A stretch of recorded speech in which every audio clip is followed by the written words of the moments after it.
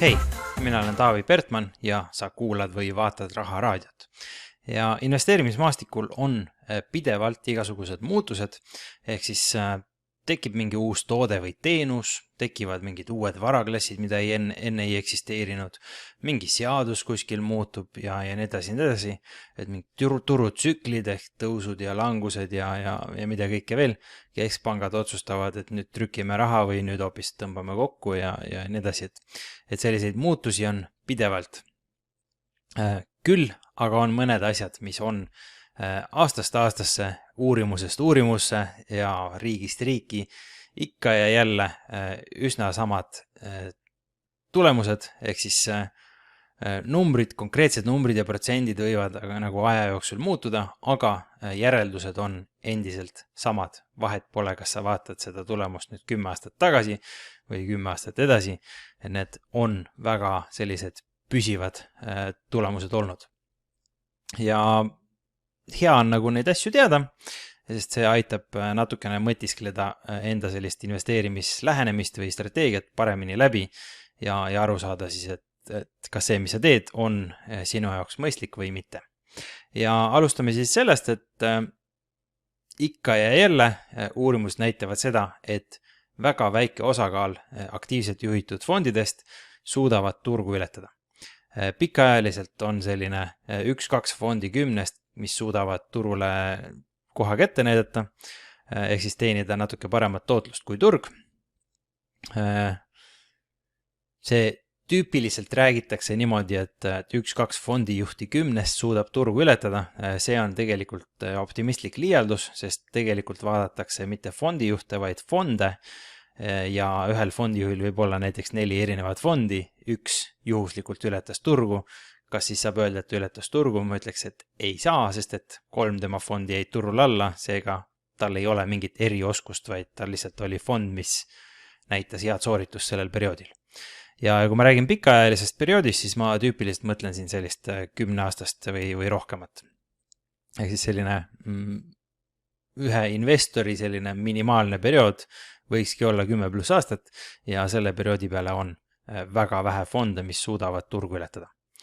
Ja teine asi, mis tuleb ikka ja jälle välja, on see, et need 1-2 fondi, mis siis suudavad turgu ületada, kipuvad olema aastast aastasse erinevad. Ehk siis ei ole niimoodi, et on hea fondijuht, kes ikka ja jälle turule koha kätte näitab, vaid on niimoodi, et mingi fondijuht näitas turule koha kätte, järgmisel aastal teeb seda mingi teine fondijuht ja siis järgmisel aastal teeb jälle mingi kolmas ja nii edasi, et need fondijuhid seal või need fondid kipuvad vahetuma.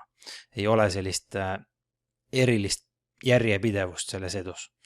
Mis tähendab seda, et suure tõenäosusega kas on need turuületajad lihtsalt sellised, kellel on vedanud, et nad võtsid mingid positsioonid, millel parasjagu oleks jube hästi, või siis oli neil mingi lühiajaline eelis, mis kadus ära.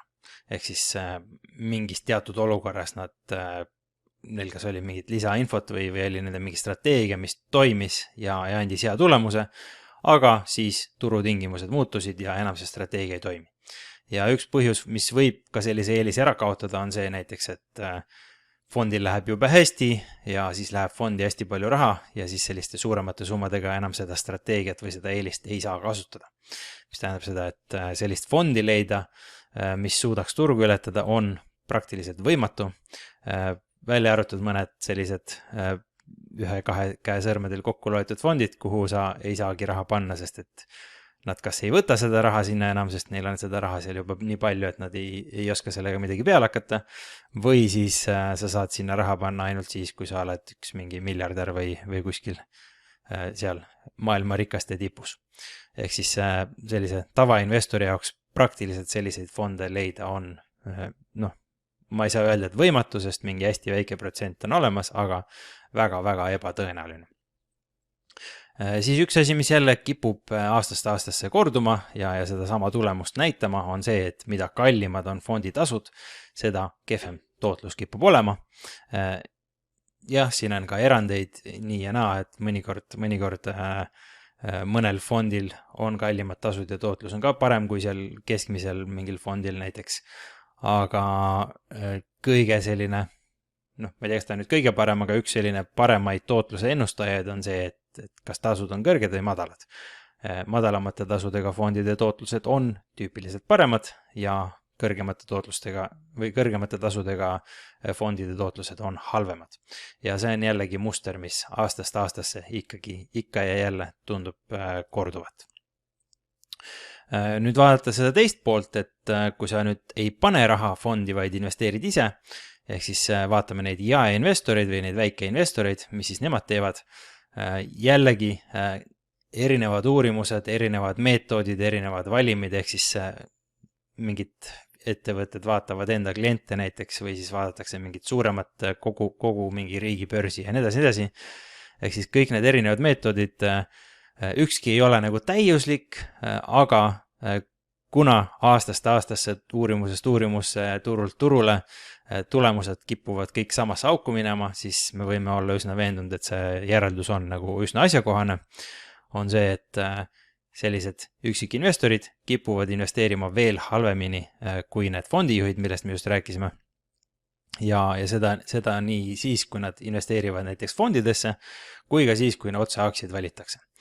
Ja põhjuseks on siis reeglina see, et investor teeb oma mingeid otsuseid, üritab turgu ajastada või mis iganes turgu üle kavaldada ja selle tegevuse kulu on sageli oluliselt suurem kui see fondijuhtide tasud. Ehk siis kui me räägime, et aktiivselt juhitud fondis on kallid tasud, mis hävitavad tootlus ära, siis investor, kes juhib oma investeeringuid, põhjustab oluliselt suuremaid kulusid kui see kallis fonditasu, mis tootlust ära hävitab.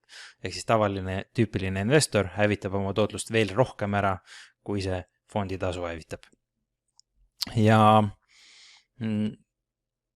teine selline muster jaeinvestoritega, mis kipub ikka ja jälle välja tulema, on see, et mida rohkem investor midagi teeb, seda kehvem kipub tulemust tulema. Ehk siis üks pool on sellest see, et kui sa teed palju tehinguid, siis sa maksad palju tasusid ja see hävitab su tootlus ära. Ja teine pool on see, et kõik need otsused, mida tehakse, kipuvad olema halvad või siis keskmiselt kipuvad olema halvad.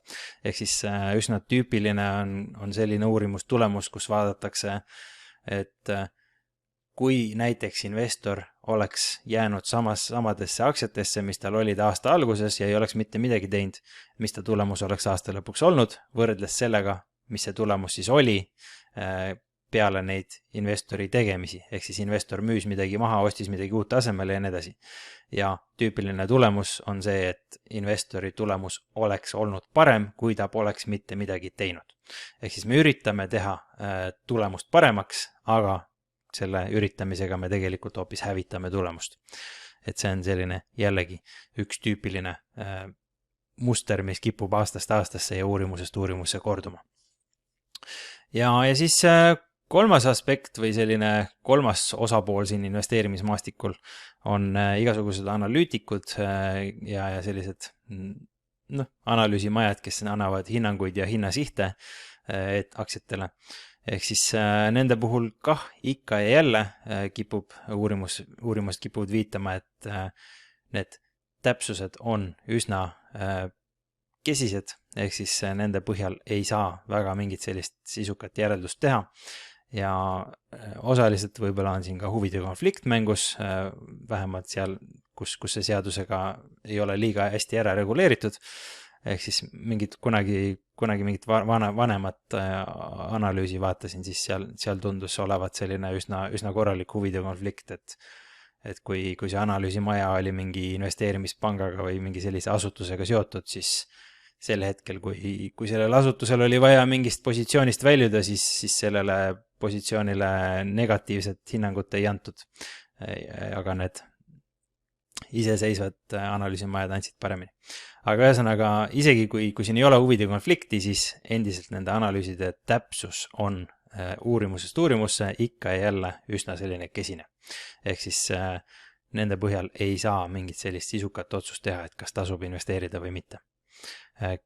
Jah, sa saad sealt sellise hea ülevaate ettevõtetest ja nii edasi, et selle põhjal siis mõelda, et kas see on hea ettevõte, aga et see hinnasiht ja järeldused sealt paraku ei anna sulle investeerimiseks mingit sisukat infot.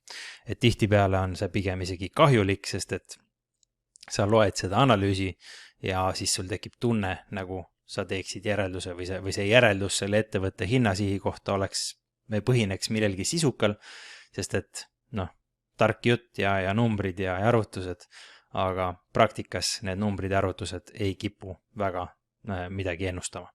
Nii et mõnikord võib-olla oleks targem lihtsalt münti visata ja siis sa vähemalt tead, et see järeldus ei baseeru mingil väga sisukal asjal. Ja siis äkki on lihtsam sellest ka lahti lasta, kui turg arvab teisiti. Ehk siis mida siis sellest kõigest nii-öelda kokkuvõttes järeldada võiks, otseselt ei midagi väga uut ja põhjapanevat, sest nagu ma ütlesin, uurimused on jõudnud samadele tulemustele vähemalt trendide osas, et numbrid kõiguvad siia-sinna, aga järeldused on ikkagi üks ja sama juba väga pikka aega ja üks lihtne järeldus, mis siin ongi see, et enamus inimestele on kõige mõistlikum valik endiselt laiapõhjaline indeksfond, kus sa istud passiivselt sees, sõidad turuga üles-alla kaasa, vähemalt 10+ aastat ja saad oma selle turu keskmise tootluse, mis on oluliselt parem kui keskmise investori tootlus. Ja siis oled sellega rahul, et midagi väga keerulist siin nagu ei olegi. Küll on siin miljon põhjust, miks enamus inimesi seda teha ei taha, et meile meeldib oma tulemust hävitada, nagu kõik uurimused aastast aastasse näitavad, aga kui sa tahad saada head tulemust, siis võib-olla tasub nendest uurimustest ja pidevast statistikast midagi õppida ja oma käitumises ka rakendada. Ja kui sa tahad rohkem teada, kuidas indeksfondidesse investeerimine käib või mis riskid sellega kaasnevad või mida vaadata ja nii edasi, siis soovitan rahatasku.ee tulla, vaadata näiteks rahaklubi liikmelisust ja seal on mul nii indeksfondide ABC või selline 101 ehk täitsa algajate teema ja siis ka 201 ehk siis edasi jõudnute teema, et kuidas see indeksfondide strateegia toimib, millal see baseerub, millal see ei toimi, kuidas seda ei tasuks rakendada, mis need tüüpilised vead on, mida tehakse ja mida kõik need igasugused numbrid ja näitajad kuskil tähendavad ja mida on mõtet vaadata ja mis tegelikult nagu väga palju infot ei anna. Üldiselt saab ka väga palju lihtsamini hakkama, aga kahjuks kogemus näitab seda, et kuigi see asi on nagu hästi lihtne, siis selleks, et seda selgeks teha, et see on hästi lihtne, tuleb väga palju sellist infot edasi anda ja väga palju seda korrata ja selgitada ja seda ärevust ja muud sellist maha võtta nende teadmistega. Ehk siis, kui sa tunned, et sul on vaja rohkem infot, siis rahatasku.ee ja kohtume rahaklubis. Aga tänaseks minu poolt kõik. Loodan, et said siit kui mitte uut infot, siis vähemalt meeldetuletuse ja võib-olla natukene mõtteainet, et enda strateegiat lähenemist ümber vaadata ja kontrollida, kas see, mis sa teed, on ikka sinu jaoks mõistlik. Aga minu poolt tänaseks kõik ja järgmise korrani. Tšau!